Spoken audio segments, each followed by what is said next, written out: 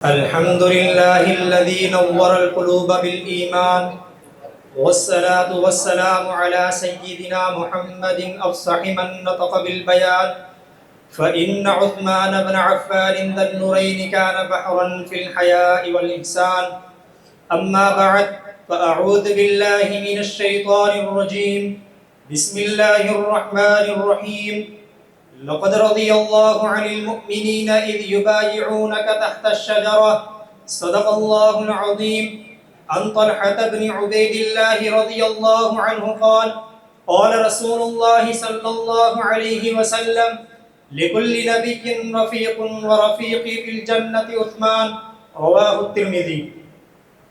یہ جو رضوان کی آیات میں لقد آیا ہے، اے مؤرخ تیری تحقیق کا رد آیا ہے۔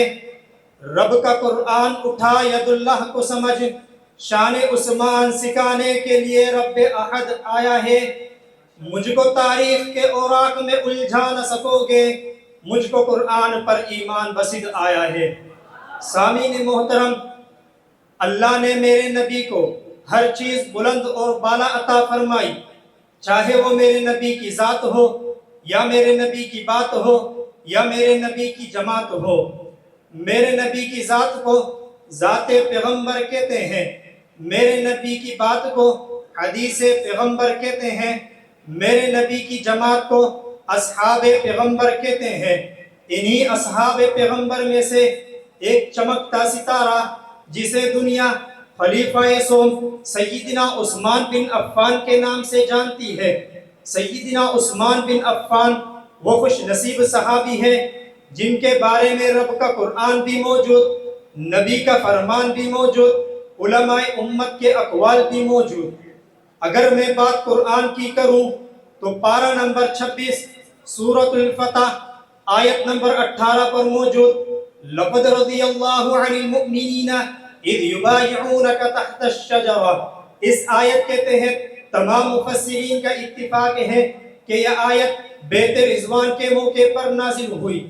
بیت رضوان کی وجہ کہ کفار مکہ نے یہ افواہ پھیلائی کہ مشرکین مکہ نے سیدنا عثمان بن عفان کو شہید کر دیا ہے، تو محمد مصطفیٰ نے قصاص عثمان پر 1400 صحابہ سے موت پر بیت لی اور اپنا ہاتھ دوسرے ہاتھ پر رکھ کر فرمایا کہ یہ عثمان کی طرف سے بیت ہے، اگر عثمان موجود ہوتے تو وہ بھی موت پر بیت کرتے۔ اس سے شان عثمان پر ایک اشارہ ہے کہ نبوت نے اپنے ہاتھ کو عثمان کا ہاتھ فرمایا۔ اسی طرح پارہ نمبر 3 سورۃ البقرہ آیت نمبر 262 پر موجود الذین ينفقون اموالهم فی سبیل اللہ، جس کا معنی یہ کہ وہ لوگ جو اللہ کے راستے میں اپنا مال خرچ کرتے ہیں۔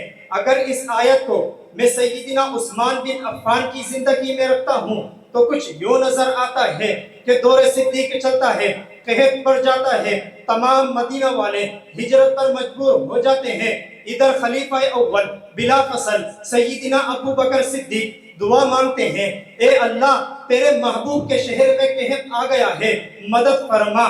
جمعے کی نماز کے بعد شام کی طرف سے غلے سے لدے ہوئے اونٹ نظر آتے ہیں جن کی تعداد 1100 ہے۔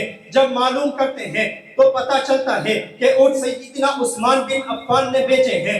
شان عثمان پر فرمان مصطفیٰ بھی موجود، جو بندہ جس سے محبت کرتا ہے اس کی یہ تمنا ہوتی ہے کہ یہ دنیا میں بھی میرے ساتھ رہے، کل قیامت کے دن بھی میرے ساتھ ہو۔ میں قربان جاؤں سیدنا عثمان بن عفان پر جس کے بارے میں لسان نبوت نے یہ اعلان کیا۔ سنن ترمذی میں حدیث موجود لکل نبی رفیق ورفیقی فی الجنت عثمان، ہر نبی کے لیے جنت میں ایک رفیق ہوگا، میرا رفیق عثمان بن عفان ہوگا۔ اسی طرح صحیح مسلم میں سیدہ عائشہ روایت کرتی ہے کہ اللہ کے نبی میرے گھر پہ لیٹے ہوئے تھے، آپ کی پنڈلی مبارک کھلی ہوئی تھی، میرے والد محترم سیدنا ابو بکر تشریف لائے، آپ نے اجازت دی لیکن آپ نے کوئی حرکت نہ فرمائی۔ پھر عمر بن خطاب آئے، آپ اسی حالت پہ رہے، لیکن جب عثمان بن عفان آئے آپ اٹھ کر بیٹھ گئے اور اپنے کپڑے درست کرنے لگے۔ جب یہ حضرات چلے گئے تو سیدہ عائشہ نے عرض کیا یا رسول اللہ میرے والد محترم آئے، آپ نے پرواہ نہ کی، پھر عمر بن خطاب آئے، آپ نے پرواہ نہ کی، لیکن جب عثمان آئے آپ اٹھ کر بیٹھ گئے اور اپنے کپڑے درست کرنے لگے تو رسول اللہ نے فرمایا الا استحیی من رجل تستحیی منہ الملائکہ، اے عائشہ میں بھلا اس شخص سے حیا کیوں نہ کروں جس سے فرشتے بھی حیا کرتے ہیں۔ عثمان ایسی عظیم شخص تھے جن کو صحابیت کا شرف ملا، جن کے بارے میں میرے نبی نے فرمایا ان اللہ اختارنی واختار لی اصحابی۔ اگر میں بات اقوال سلف کی کروں جو شان عثمان پر شاہد، چنانچہ حسن البصری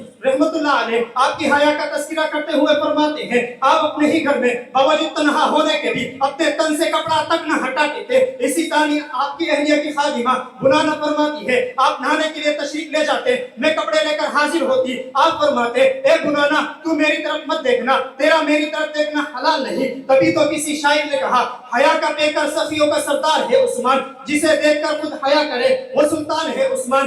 نبی نے 2 بار اپنی بیٹی نکاح میں دی، ذو النورین کہلانے کا یہی نشان ہے عثمان۔ وما علینا الا البلاغ۔